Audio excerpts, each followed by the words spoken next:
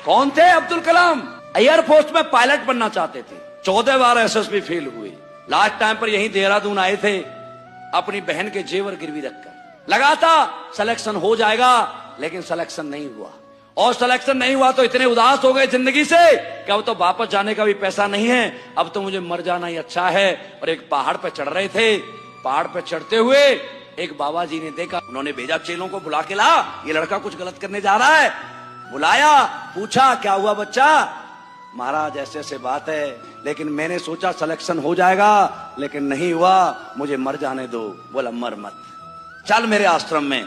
अपने आश्रम में लेके गए, खाना खिलाया, मर मत। रात को सोए और सुबह जब जा रहे थे तो आगे निकले कुटिया से, फिर लौटे और बोले पंडित जी आपका तो भगवान के साथ बड़ा अच्छा कनेक्शन होगा।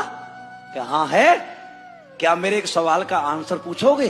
मेरा सिलेक्शन क्यों नहीं हुआ, क्या भगवान से पूछ सकते हो? पंडित जी मुस्कुराए और कहने लगे बेटा भगवान क्या देंगे आंसर, मैं ही बता देता हूं तुझे। पंडित जी ने कहा तेरा सिलेक्शन नहीं हुआ तो ये मत समझ के तू कमजोर है या तू इंटेलिजेंट नहीं है या तेरी किस्मत खराब है या भगवान नाराज है।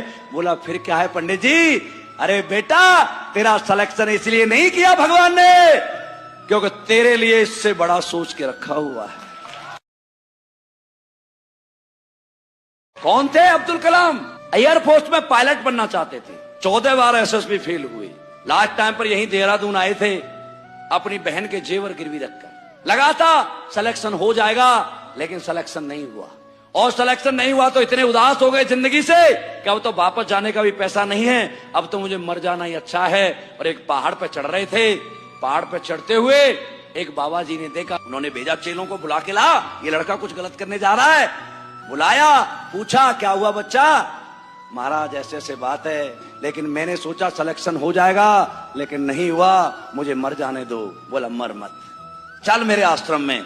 अपने आश्रम में लेके गए, खाना खिलाया, मर मत। रात को सोए और सुबह जब जा रहे थे तो आगे निकले कुटिया से, फिर लौटे और बोले पंडित जी आपका तो भगवान के साथ बड़ा अच्छा कनेक्शन होगा।